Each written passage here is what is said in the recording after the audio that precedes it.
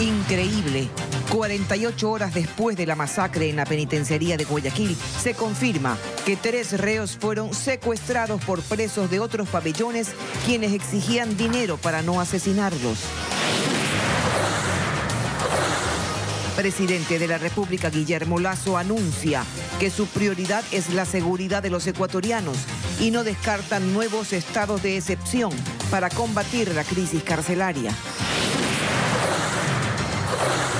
Este 22 de noviembre volverán a clases presenciales los estudiantes de más de 8.000 establecimientos educativos que reúnen los requisitos para el retorno progresivo a las aulas. Empezó el primer debate del proyecto de reformas tributarias con el que se aspira a obtener 1.800 millones de dólares en 2 años. Las noticias en Televistazo con Tania Tinoco y Gabriela Baer.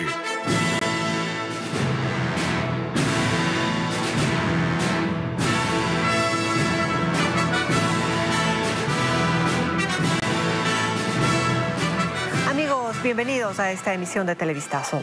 Comenzamos las noticias contándoles que en la última masacre registrada en la penitenciaría del Litoral, no solo 62 reos fueron asesinados, también se reportó el secuestro de 3 presos por integrantes de un pabellón.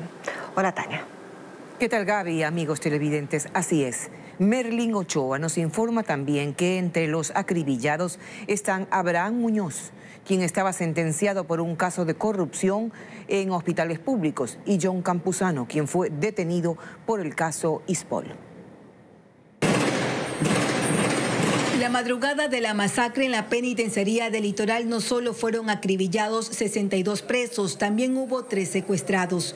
Inicialmente se decía que José Romero del caso Seguros Sucre, Juan Ramírez y el colombiano Mauricio Gaviria habían sido asesinados, pero en realidad fueron tomados como rehenes por los reos del pabellón 6, quienes pedían dinero a cambio de sus vidas.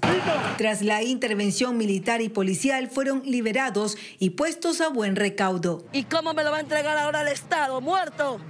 ¡Muerto! Contra ustedes me voy. Con profunda indignación, la hermana de John Campuzano, Triviño, pide explicación al Estado. Su hermano fue detenido en septiembre pasado por el caso del Instituto de Seguridad Social de la Policía Nacional, ISPOL. Ingresó vivo y ahora le entregan su cadáver. Era un profesional, un ingeniero comercial, un contador. ¿Hace qué tiempo ingresó? Nunca él ha sido ni traficante, ni ladrón, ni drogadicto. La mañana de este lunes también se confirmó la muerte de Abraham Muñoz. Su cuerpo estaba parcialmente quemado. Él cumplía una sentencia por la comercialización de medicinas que habían sido donadas al Instituto Ecuatoriano de Seguridad Social, IES, durante la emergencia sanitaria por el COVID-19. Además de Muñoz, en este mismo caso fue detenido Víctor Chele Loor, exfuncionario que se desempeñaba como subdirector del área de medicamentos del Hospital del Guasmo. De los 62 cuerpos que llegaron hasta aquí, el laboratorio de criminalística, 34 ya fueron retirados por sus familias. Por ello, aún se mantienen las carpas en donde están los representantes de varias instituciones públicas, quienes viabilizan de forma más rápida la entrega de los cadáveres, utilizando principalmente las técnicas de identificación dactiloscópica y apoyados también con nuestros profesionales de antropología.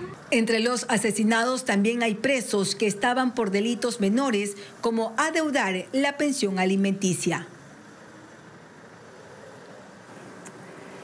El presidente de la República anunció en un informe a la Nación que la prioridad de su gobierno será la seguridad ciudadana. Indicó que contará con el respaldo operativo de las Fuerzas Armadas y que no dudará en dictar nuevos estados de excepción si la situación carcelaria lo amerita. Mientras tanto, el secretario de Inteligencia, Fausto Cobo, mencionó que se desarrollan acciones para retomar por completo el control en la penitenciaría del Litoral. Luego de la reunión con los titulares de todas las funciones del Estado y con los principales de las instituciones relacionadas con el ámbito de la seguridad pública, el presidente Guillermo Lasso se dirigía a la nación para contar que su gobierno tiene una nueva prioridad. La seguridad ciudadana pasa a ser la prioridad número 1 del despacho presidencial, así como en su momento dediqué mi tiempo a la vacunación, ahora lo dedicaré prioritariamente a la seguridad ciudadana. Y que ante la amenaza del narcotráfico el Estado recurrirá a la fuerza legítima a través de sus agentes legales. Las fuerzas del Estado estarán presentes de manera indefinida en dicho centro carcelario para ejecutar acciones de control de accesos, de los perímetros externos e internos y todo lo necesario para imponer el orden. Indicaba también el jefe de Estado que se analiza la posibilidad de emitir un nuevo decreto de excepción. Anticipo que volveremos a decretar cuantas veces sean necesarias el estado de emergencia en las cárceles del país y esperaremos contar con el apoyo de todas las instituciones. El director encargado del SNAI y secretario de Inteligencia, Fausto Cobo, indicó esta mañana en contacto directo que pese a las acciones en las que se desplegaron 1000 uniformados, aún no se tiene el control absoluto de la penitenciaría. Estaba el control del corredor de la muerte, que se llama, sobre el tumbado de los pabellones. Está el control del perímetro interno, están allí los militares y los policías. Falta tomar el control de los pabellones. En la madrugada se sacó de uno de los pabellones a 3 PPL que estaban secuestrados y que fueron sacados de F1, que es el lugar donde hubo la matanza última. A criterio de Cobo, es fundamental que ingresen los militares a las prisiones para que se imponga el orden. Claro que no es esa la única acción a desarrollar. Hay que reclasificar a los violentos y llevarlos a cárceles donde no puedan realizar lo que están haciendo. Obviamente no existen, hay que acondicionar. Es que la gravedad de la crisis no es de ahora. Es de antes, es de muchos antes. Entregaron deliberadamente, pueblo ecuatoriano, Lenín, el territorio al narcotráfico y a la criminalidad. Cobo evita dar un plazo para que el Estado sea quien tenga el control en la penitenciaría. Sin embargo, señala que se está trabajando con celeridad en ello, con el respaldo de la policía y de las Fuerzas Armadas, hasta que en esto que identifican como una guerra se logre una victoria colectiva sobre los violentos. Hay apertura de varios bloques a la propuesta del Ejecutivo para ampliar la sanción penal a los líderes de bandas criminales por hechos como los ocurridos en la penitenciaría del Litoral. Sin embargo, otras bancadas destacan que son temas ya tipificados o que están en trámite. Patricio Díaz nos informa.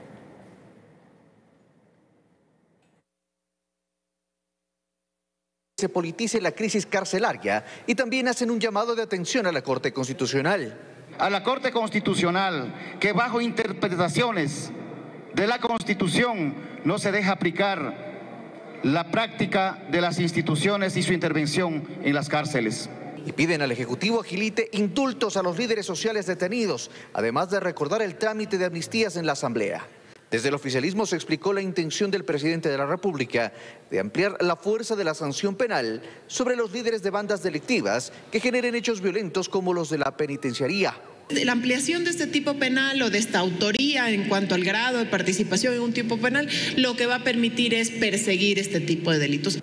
Pachacuti y el Partido Social Cristiano ven con buenos ojos la propuesta. Esperaremos con ansias que llegue ese proyecto de ley para analizarlo y sobre todo pues combatir la delincuencia dentro de la cárcel. En la izquierda democrática recuerdan que el tema está ya tipificado. Creen que más bien hay que fortalecer las leyes que están en trámite en la Asamblea. Realmente lo que se necesita es que los operadores de justicia realmente apliquen de manera adecuada las normas. En UNES creen que la solución va por otro lado. Para mí el problema central es un problema incluso de institucionalidad. Recuerde lo que teníamos antes. Antes teníamos un ministerio separado, la gestión de la política de la gestión de la seguridad. Y es evidente que teníamos mejores resultados. El Ejecutivo no ha anunciado aún cuándo enviaría su propuesta a la Asamblea. El COE Nacional anunció el retorno obligatorio y progresivo a clases presenciales en todo el país. Desde el 22 de noviembre, estudiantes de más de 8.000 establecimientos volverán a las aulas. Diego Cuenca nos tiene un informe desde la Unidad Educativa Vicente Rocafuerte en el centro de Guayaquil, donde hace pocos minutos las autoridades hicieron este importante anuncio. Adelante, Diego.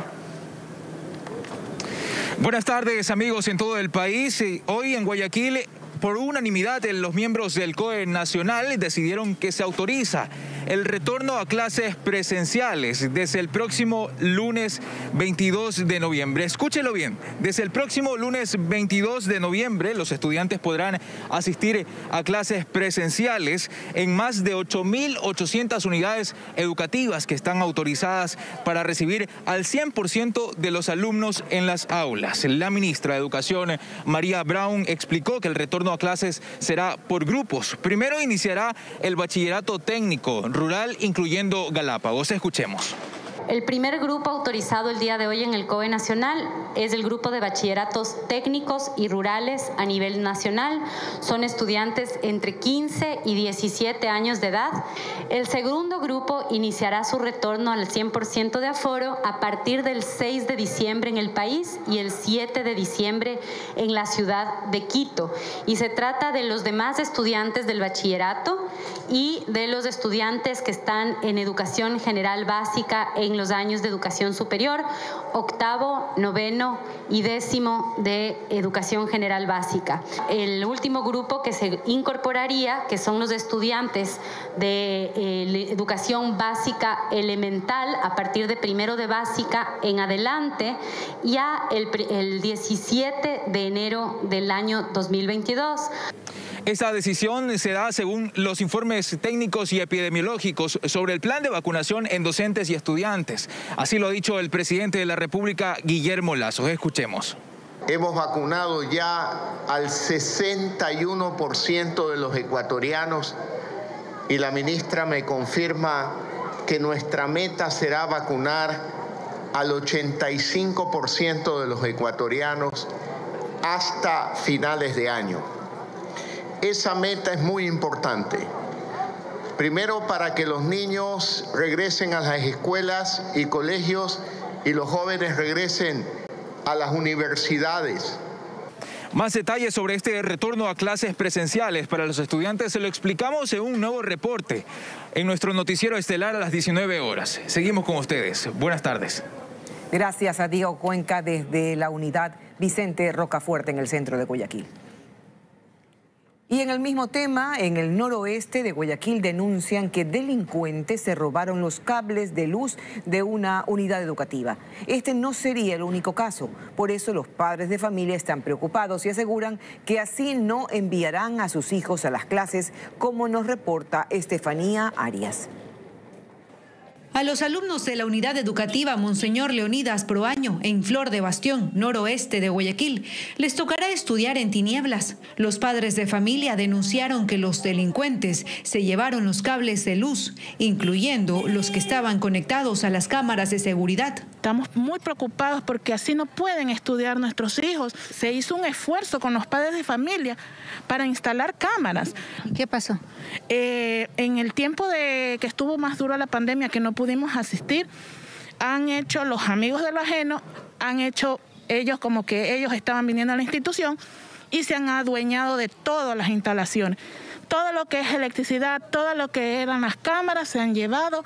Pero eso no es todo, también se robaron las llaves de los baños. Los salones, todos los tumbados están desaparecidos prácticamente porque no hay. ¿Qué pasó con los tumbados? Se los robaron todo y nosotros queremos, esa ayuda para ver si el gobierno nos puede ayudar para que nuestra institución esté adecuada. Agregó que así no pueden regresar a clases, una preocupación que también tienen las madres de la escuela Agustín Guerrero Lizarzaburu en la cooperativa Sergio Toral. Aquí los baños y bancas están en mal estado y las paredes de las aulas a punto de caerse porque son de plástico. ¿Cómo vamos a poder ingresar a las clases si los baños están dañados? El pozo séptimo se rebosa porque hay muchos estudiantes. Y ya como ustedes ven las aulas como están, así, y hay no solamente una, sino como 3, 4 aulas. Por autogestión han logrado recolectar dinero y reparar ciertos salones que son ocupados por unos 1.200 alumnos. Hasta el momento pedimos ayudas al Ministerio de Educación, pero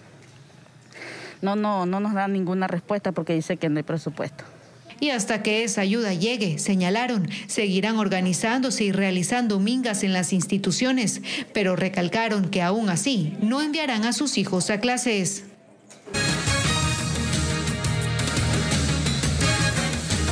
El Pleno de la Asamblea Nacional debate el proyecto de reforma tributaria enviada por el Ejecutivo con el carácter de urgente en materia económica. Patricio Díaz sigue la sesión. Patricio, ¿cómo se mantienen las tendencias de apoyo o cuestionamiento a la propuesta? ¿Qué tal, Tania, amigos televidentes? Muy buenas tardes. En efecto, nos encontramos en el primer debate de este proyecto de ley y, como lo decía, la tendencia es similar a lo que se vio en la comisión. Hay legisladores, obviamente, del oficialismo, legisladores también de Izquierda Democrática, que respaldan de alguna forma lo que fue el informe de la comisión respecto de esta reforma tributaria, mientras que UNES y algunos legisladores de Pachacuti cuestionan determinados temas. Uno de los puntos claves que se ha mencionado aquí es el incremento al impuesto de la renta a partir de los $2.500, que es parte de esta reforma. También la reducción del límite de deducibles de $14.000 a $10.000. Estos son los temas que han sido más cuestionados dentro de este debate, que ya lleva a 13 legisladores exponiendo sus diferentes posiciones. Recordemos, es el primer debate todavía. Escuchemos lo que dijo el ponente de esta reforma, el legislador Francisco Jiménez de Creo, y también una de las posturas algo cuestionantes a este proyecto de ley, la de César Ron, legislador independiente. 2.500 al mes o menos no van a tener ningún impacto en esta reforma. Para quienes sí va a haber un impacto es para las personas que están de 2.500 en adelante. El SRI, de ser aprobado este proyecto, recaudaría un valor anual de aproximadamente 452 millones adicionales. Por esa razón hay que tener cuidado con la reforma, porque no podemos afectar el bolsillo de la clase media. 76% de los contribuyentes en esta nueva ley están en ese segmento entre $2.000 y $3.500.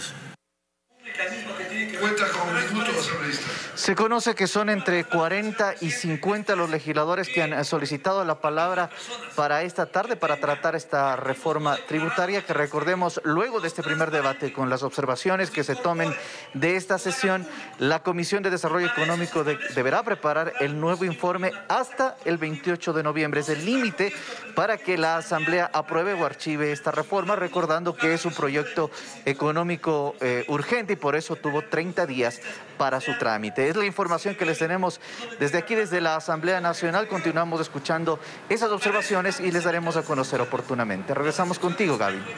Muchísimas gracias, Patricio, por ese informe.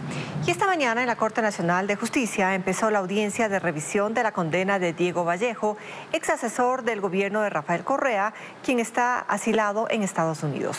Su defensa presentó una nueva prueba y pide que se lo declare inocente. Jacqueline Rodas con los detalles.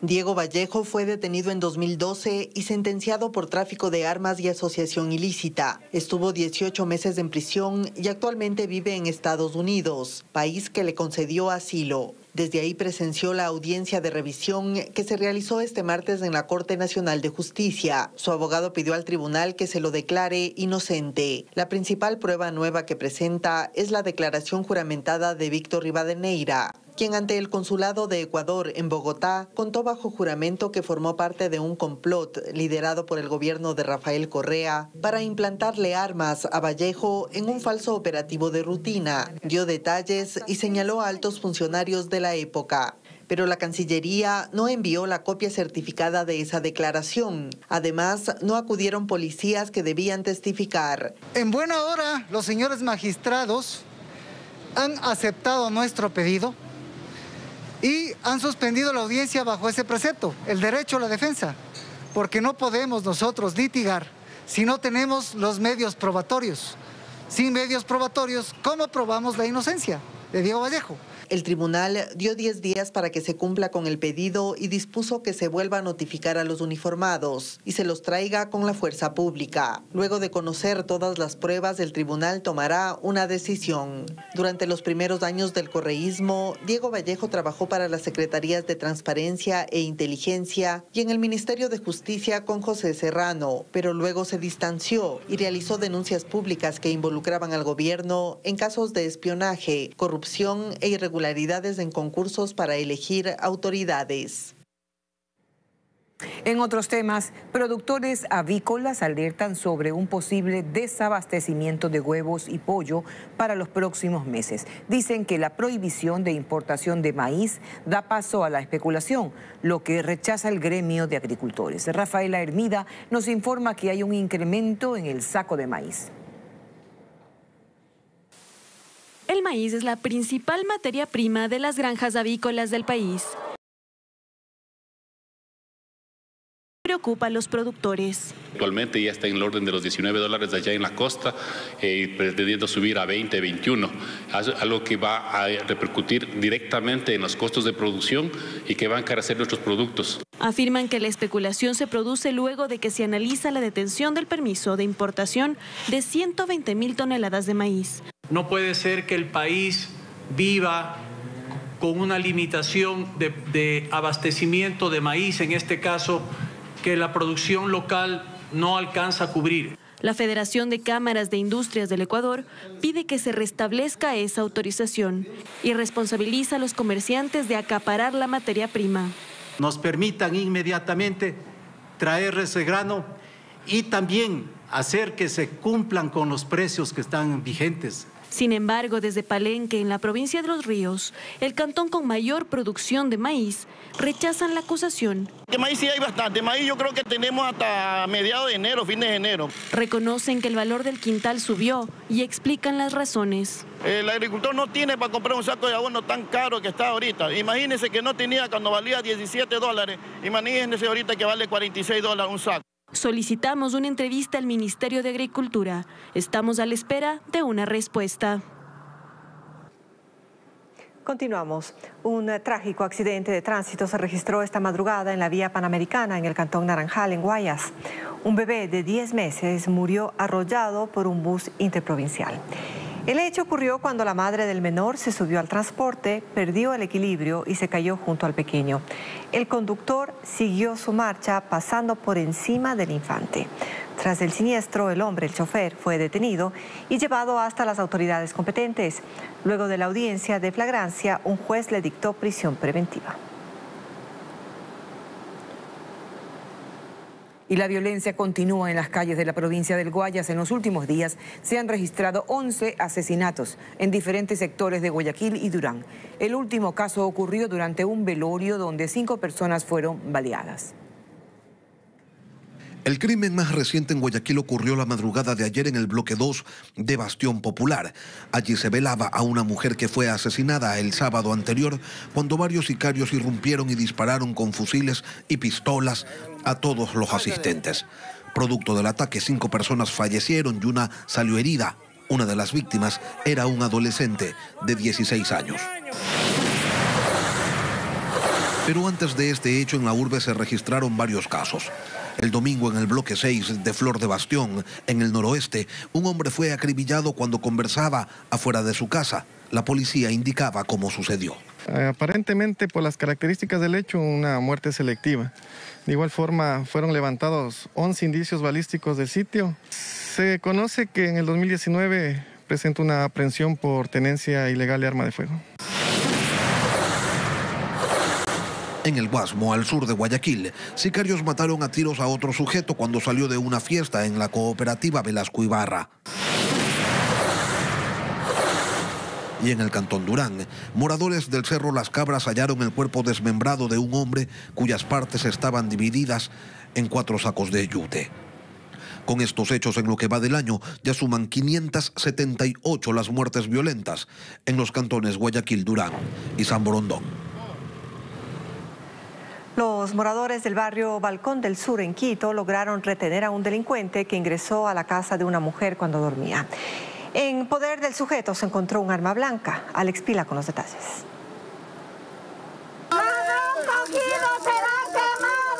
Los vecinos del barrio Balcón del Sur se organizaron para retener a un delincuente que ingresó a la casa de una vecina a robar a las 4 de la madrugada. Y yo le avanzo a coger, así le cogí yo del pecho con ambas manos. Me coge de los pelos y no me soltaba, verá. Según los moradores, el sujeto escaló por las paredes para ingresar a la vivienda. En su poder encontraron un arma blanca. La delincuencia aquí nos está invadiendo. La verdad es que aquí los robos son a diario.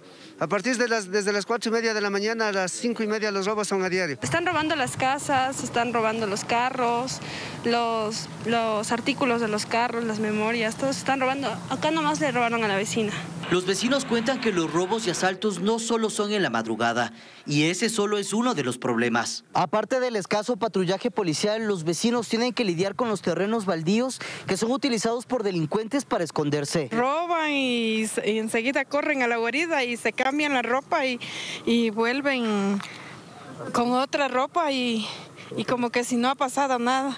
Piden más patrullaje policial, la intervención de las autoridades en lugares abandonados para que puedan recuperar la tranquilidad en su barrio.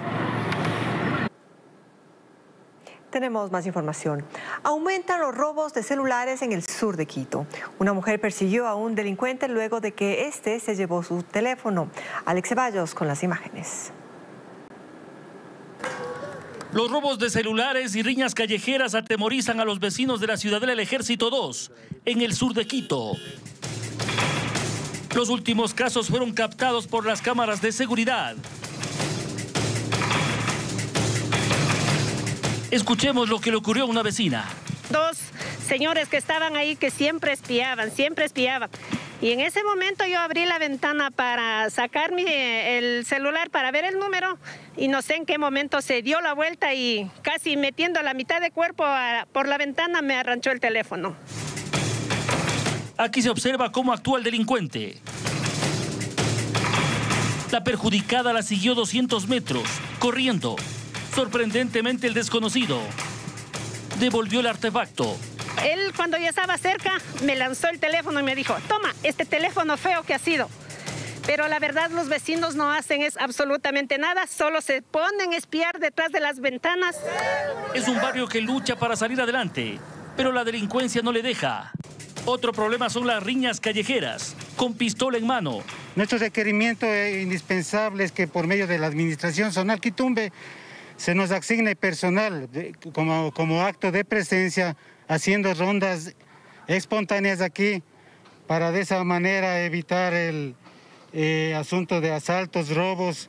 Afirman que la policía no los atiende porque están ubicados entre las parroquias de Quitumbe y Guamaní. No saben a qué circuito pedir ayuda. En medio de todo esto, los asaltos continúan. Seguimos informando, 2 personas resultaron heridas tras un aparatoso accidente de tránsito en la vía perimetral al norte de Guayaquil. El siniestro ocurrió esta madrugada, luego que el auto en el que viajaban los afectados se impactara contra un camión recolector de basura. Destrozado. Así quedó este auto luego de impactarse contra un camión recolector de basura. El accidente de tránsito ocurrió esta madrugada en la vía perimetral al norte de Guayaquil. Producto del impacto, la conductora y su acompañante resultaron heridos. Porque estaba atrapada la señora, estaba en el asiento. Y la señora está embarazada, está herida. El vehículo estaba parqueado a un lado de la vía recogiendo desperdicios cuando el auto se chocó contra él. El vehículo está con todas las luces reglamentarias. Voy a recalcar que es una avenida que es peligrosa, oscura. Es una semicurva, entonces cualquier conductor, al momento de cualquier distracción o algo, puede perder lo que es visibilidad del vehículo al momento haciendo las maniobras, que es recolección de basura. Los moradores indicaron que no es la primera vez que sucede este tipo de incidente en ese sector. El exceso de velocidad, pero no es primera vez porque ya es tercera vez. A un chico del carro de recolector de basura, de los más pequeños, le voló todita la pierna a un taxi así mismo. Y a otro señor, un gordito aquí arriba, también le cortó la pierna así cruzando la calle y botando la basura. Hasta el sitio llegaron paramédicos quienes trasladaron a los heridos a un hospital. Se conoció que la mujer, que está embarazada, tiene pronóstico reservado. Más de 2 toneladas de droga fueron decomisadas en el puerto de Guayaquil. Los bloques de cocaína estaban ocultos dentro de 2 contenedores de cajas de banano. Una persona fue aprehendida para las investigaciones del caso. El destino final del alcaloide era Grecia y, según las autoridades, el cargamento está valorado en el mercado internacional en $100 millones. Nos despedimos esperando que nuestra selección, que la Tri, gane esta tarde o esta noche, o al menos nos dé un empate. Eso nos sirve también, Tania. Bueno, yo soy optimista siempre. Hasta aquí las noticias. Gracias por acompañarnos. Un abrazo.